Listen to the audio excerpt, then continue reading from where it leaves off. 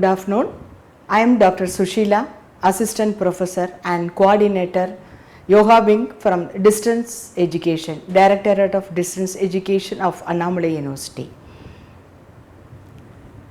Now I am going to explain M.Sc Yoga Semester 1, Paper Code 101, Fundamentals of Yoga.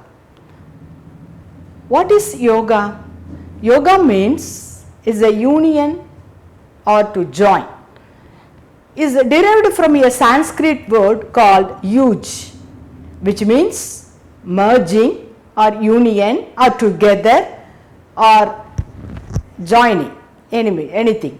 So body, mind and soul. Merging with what? Body, mind and soul.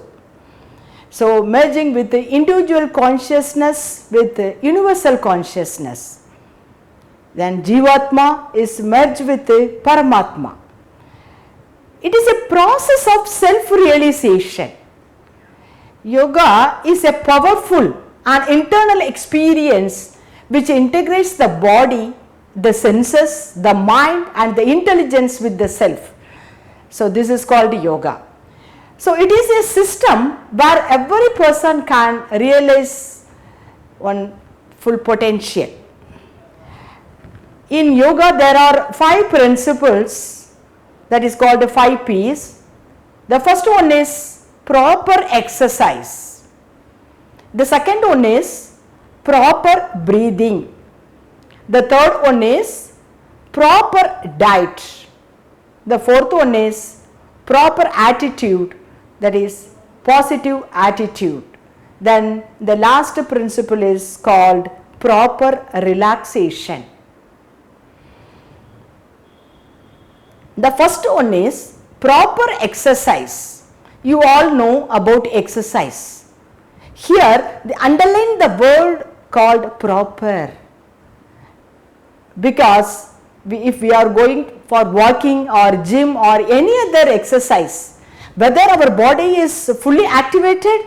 No. But yoga postures, that is called asana. So proper exercise is achieved only through the practice of asanas. Why? Because so we have to do the practices standing position, sitting position and stretching, rejuvenating our various glands, everything. So it acts all parts of the body. That is why proper exercise is achieved only through the practice of yoga postures called yoga asanas. It stretches and tones the muscles and ligaments by having the practice of standing or sitting, any type of asanas, and it enhances the flexibility of the spine and the joints and improve the blood circulation. So it activates all parts of the body, all system can get worked. Automatically it improves the strength and improve the balance. So here there are many types of yoga poses, that is yoga asanas. Already I told standing, sitting, prone, supine, that is why seated pose, standing, inversion pose, like this. So relaxation and restorative poses also here.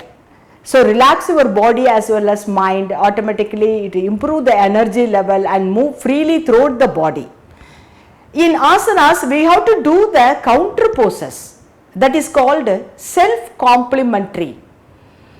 Then twisting poses, balancing poses and forward poses and backward bending poses also. By doing this type of poses, what happened? By twisting, it strengthens your back and provide fresh supply of blood. Then balancing, improve the balance and coordination and developing the ability. So it forward the bending, it stretch on the entire back and it soothe the nervous system and improve the circulation. By giving the backward bending asana, it strengthens your back and spine.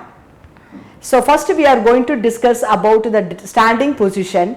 There are many asanas are there.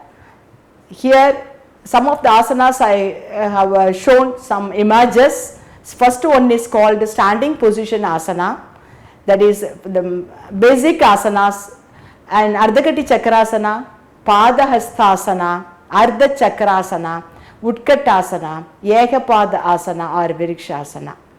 So Patanjali, Saint Maharishi Patanjali, who is the father of yoga, has derived in the Yoga Sutras. He has compiled 196 Yoga Sutras. The one of the sutra is Sthiram Sukham Asan. Sthiram means steadiness, Sukham means comfortable, and Asana means posture. So here we have to do the practice asanas with a comfortable and stabilized position. So one by one. So this is standing position. I have given here one asana example, Ardhakati Chakrasana. So this is half waist rotation pose. So first we have to start the position from relaxative posture. First we have to relax yourself, body, mind. You have to bring your concentration over here. So first you see here, apart your legs, hands apart, and close your eyes. So this is the first image is called relaxative position. Then you have to come to the starting position, joining your legs, hands side of your body. Then we have to go count by count, inhale and exhale. So asanas is a combined process of breathing and posture. So here the first asana is called Ardhakati Chakrasana, that is Ardha means half, Kati means waist region, Chakra means wheel or rotation pose. Lateral bending asana. So this is come under the cultural category and position is Tadasana. And breathing pattern, breathe out whenever you bend sideward and inhale while coming up. Normal breathe in the final position. There are 4 counts are there. So here the Ardhakati Chakrasana I have given the final posture, looking at all bending posture, that is lateral bending asana. So the general benefits by doing this, here elasticity of spine increases by giving the stretching of the sideward thoracic region. Lateral part of your muscles can get expanded, stretching your lateral part of the wall of the muscles, and thoracic muscles are stretched and blood supply also increases. From hip to head region, it rushes the rich blood supply and hip joints become flexible, and by giving this posture our lungs capacity is also increasing, and automatically by giving the lateral bending asana, excess fat around the waist is also reducing. So this is the basic asana. Then therapeutically it relieves the back pain and constipation, good for the flat foot. So usually flat foot cannot have the more balance, for that reason we are giving the flat foot patients. Okay, the spiritually it improves the lateral awareness and the feeling of the relaxation is built. So only the small contraindications, that is called a limitation, is there. That is, a persons with a spine problem should avoid this posture. Sometimes with a spine problem means they may get giddiness, for that reason we have to do slowly, or sometimes if you are having the vertigo problem, some spine injury and all, we have to avoid this asana. Otherwise this asana is suited for almost all the general people. Then we have to keep the point here, keep the raised arm straight, then bend exactly lateral from the waist region. So we should not bend our knees, we should not bend our elbow like this. Keep the leg straight, slide the other hand down along the leg. So this is the final position of Ardhakati Chakrasana. The third image is, okay. So this asana is come under the standing position. So likewise I have showed some poses are there. Standing asana, second one is Pada Hasta Asana. So Pada Hasta Asana. Pada means foot, hasta means hand, asana means posture, hand to feet posture. So already I told counter poses we have to do. So in Ardhagati Chakrasana we have to do the right side, then you have to do the left side. Here forward bending asana in the same standing position. So what happened here? It pressurizes the abdomen region. So if try to touch your forehead on the knees, by giving this position, rich blood supply from toes to head region, and it remove the fat around the waist region, and abdominal fat is also reduced, and it stimulate the internal organs. Automatically it improve the blood circulation in the abdomen region also, and remove the toxins from the body.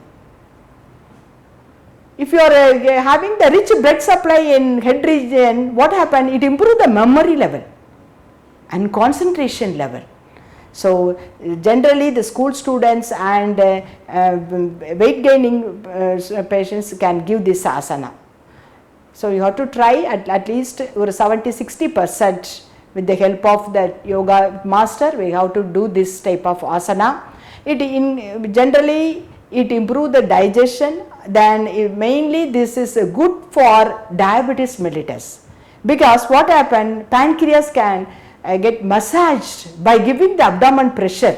So automatically insulin secretion be more, absorption of food is also increasing. By way of this doing asana, you have to get rid of from weight reduction, then the weight gaining, as well as diabetes and digestive disorders. You have to do this asana.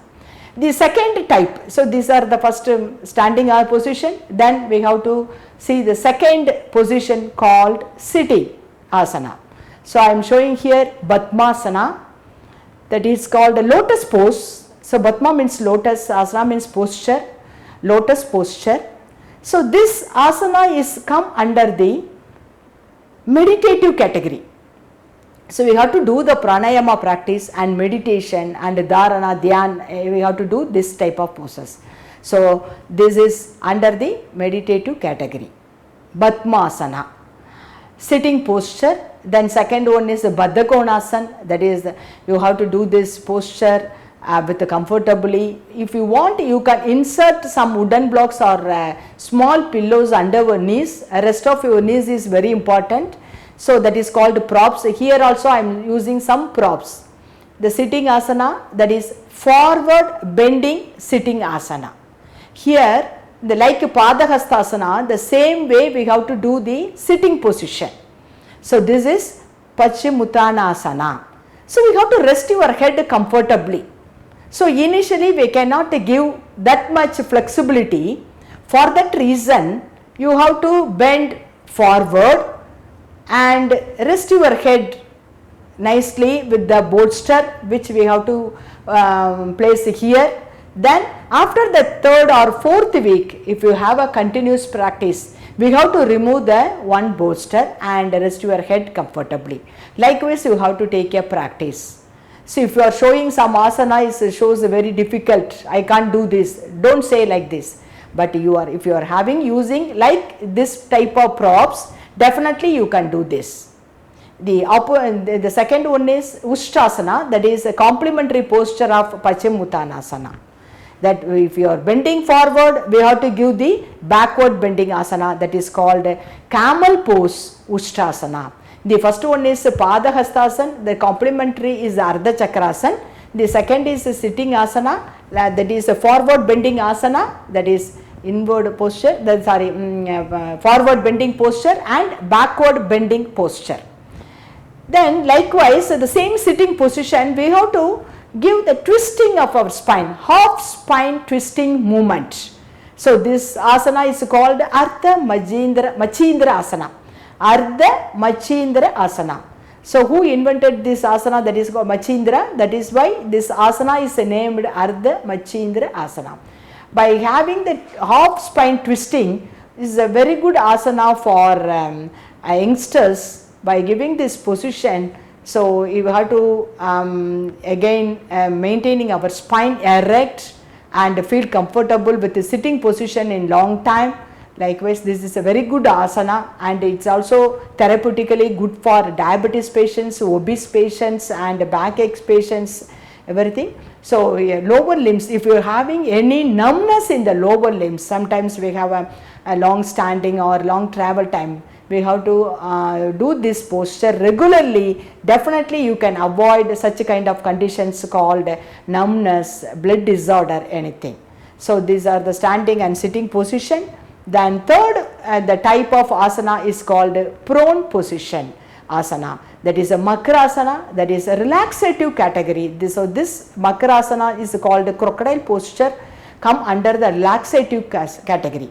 So this is bhujangasana, that is the cobra posture, that is serpent pose. So you have to do nicely with a comfortable position. So place your both hands on the floor, firmly press in the floor, then you have to raise the upper part of the body and slowly move the head on the back, then maintain this position. So always you have to combine with the breathing also, inhale, then automatically you have to exhale, with a normal position by doing the final posture. So complementary of bhujangasana is called salabhasana. So complementary posture is called salabhasana. So here you see bhujangasana is we have to raise the upper part of the body. Here the second one is we have to raise the lower part of the body. So balancing for all the system, that is why we have to do this counter posture. So then only any such a complications will not occur. For that reason we have to do the complementary posture also. If you are doing right side means, left side means, that is called self complementary. Here this asana is different. Bhujangasana you have to raise the upper part, and salabhasana you raise the lower parts.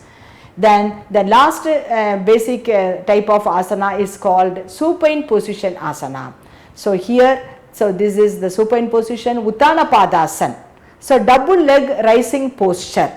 So we have to stand, raise your both legs on 90 degree, and from this position you have to go for Sarvangasana. The next asana I showed here, that is called Sarva Anga Asana. So this is shoulder standing pose. We have to bear all the weight on the shoulder, is a very good asana. Inverted posture, that is very good blood supply, rich blood supply to the brain, that is improving the rich oxygen supply to the neurons and brain cells, nerve cells can get rejuvenated by adopting this posture and all.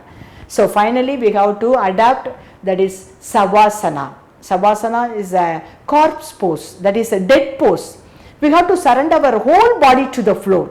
All the joining points are touch on the floor, then automatically we have to get rid of from physical stress and mental stress.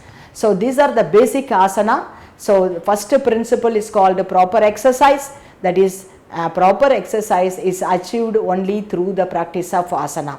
So sub classifications are called that is twisting asana, balancing asana, inverted position asana, like this. So these are the three categories which we have seen earlier slide. Cultural category, that is standing type of asana, come under the cultural category. Then meditative category, that is Vajrasana, Batmasana and Sukhasana come under the meditative category.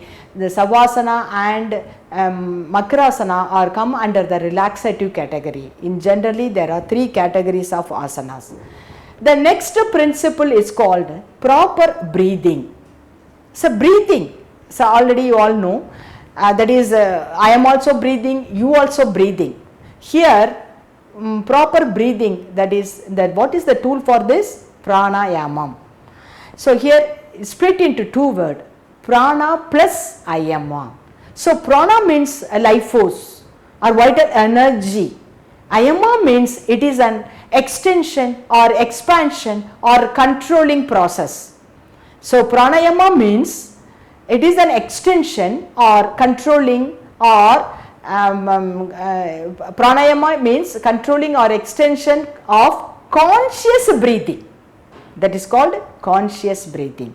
Here what happened, I am doing I am breathing, you also breathing. Whether we have a conscious on our breathing, definitely no. I am talking, you are listening, likewise we are concentrating. But during the pranayama practice, what happened? I have to do with the conscious breathing, that is called pranayamam. We have to aware of our own breathe in, breathe out. So there are three processes are there: Puraka, Rechaka and Kumbhaka, inhalation, exhalation and retention process.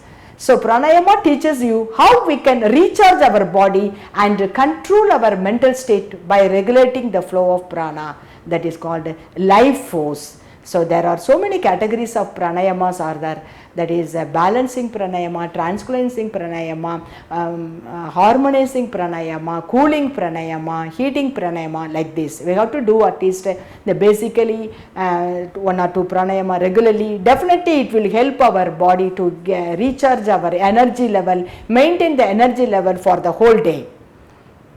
The third practice is called, principle is called proper diet. Here there are 3 classifications are there. One is, the first one is sattvic food. The second one is rajas food. The third one is tamas food.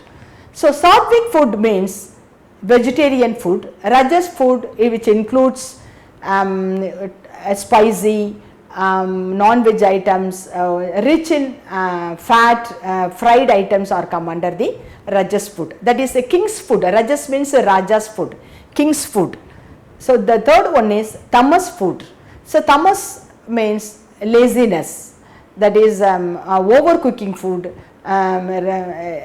Regularly we have to keep the food in the refrigerator and reheating again and again. This type of food is come under the tamas.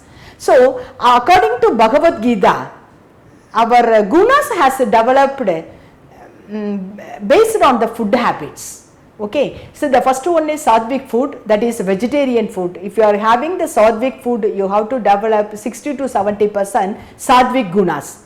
If you are taking the rajas food, means you have the quality of dominating, sometimes you have anger, frustration, like this. The third category is come under the tamas, that is gunas. Here we have to correlate with tamas nature, that is called laziness. We cannot keep energy the whole day, likewise. So proper diet is one nourishes both mind and body. According to the food habits, our body and mind will work according to the Bhagavad Gita.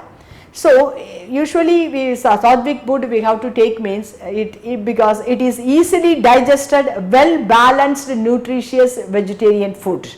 So well balanced and natural foods come under the sattvic food. So bad eating habits will cause our senses, automatically it block our energy level, it block our processing of self realization. That is if you are doing dhyana and the dharana practice, dharan and dhyan practice, if you are having the sattvic food means we have to maintain our body, mind with a good static manner. But if you are having the rajas food continuously means that itself create influencing the blocking our mind. So food should sustain our body, it should keep the body light and supple and the mind calm, and it should go also help in keeping the strong immune system. For that reason we are having one of the basic principle called proper diet. That is, we have to advise sattvic food, that is vegetarian food. So eat to live, not live to eat. The fourth principle is called proper attitude. Here positive attitude. So we have to maintain the positive thinking always. How it is possible? Is it possible for all the moments, all the situations? Definitely no. But you have to maintain the positive thinking always by way of practice of meditation. Definitely if you are having the practice of dharana, that is concentration, fit to do the meditation, then the next step is called dhyana, that is called meditation. If you are having the regular practice of japa, mantra, silent meditation, any type of meditation, definitely you have to think always positively. The way we think highly affects our way of life. because as per the statistics 50 to 60,000 thoughts are coming and going every day. So better we have to take a practice of meditation. Definitely it will reduce the thought levels, mainly it remove the negative thoughts from the mind, vanish the negative inputs from mind. By practicing keeping a positive outlook in life, definitely we will facilitate it in having the peace of mind. Then positive thinking and the tool that is called meditation will help to remove the negative thoughts and puts mind under perfect control.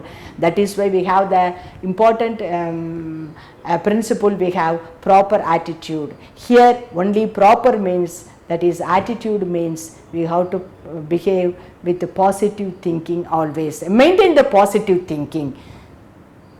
The last one is called a proper relaxation. By releasing the tension in the muscles and putting the whole body at rest, revitalize the nervous system. Mainly it helps to conserve the energy level. So what happened by doing the other exercise called, that is walking or jogging or anything, definitely we should have some type of tea or water, then only we have to keep our energy level. But if you have a relaxation technique at the end of the session, we have to keep the energy level. So for that reason, in between also we are having some practices like called IRT, that is instant relaxation technique. Then after asana pranayama, QRT, that is called a quick relaxation technique. Finally we have a practice that is called a deep relaxation technique. So proper relaxation is a very important principle in our yoga, because after the practice we have to ready for work. That is why we have to do the practice in between at the end of the session also. We have to give the some type of relaxation technique, deep relaxation technique, and yoga nidra, likewise progressive muscle relaxation. So many type of relaxations are there. That is why our energy level is maintaining for the whole day. Helps to conserve the energy mainly. Thank you very much. I have concluded that there are sum up the session. So far we have discussed about 5 principles of yoga. That is, a proper exercise is achieved only through the practice of asana. The second one is called proper breathing by practicing pranayama. The third principle is called proper diet. That is sattvic food. By having the food habits, definitely we should improve our mind status and improving the body strength and all. Then fourth principle called proper attitude, that is we have to think always positively and practice dhyana regularly. Then the fifth principle is called relaxation. So we have to equip the energy and maintain the energy level for the whole day. This is the components of yoga. So thank you very much.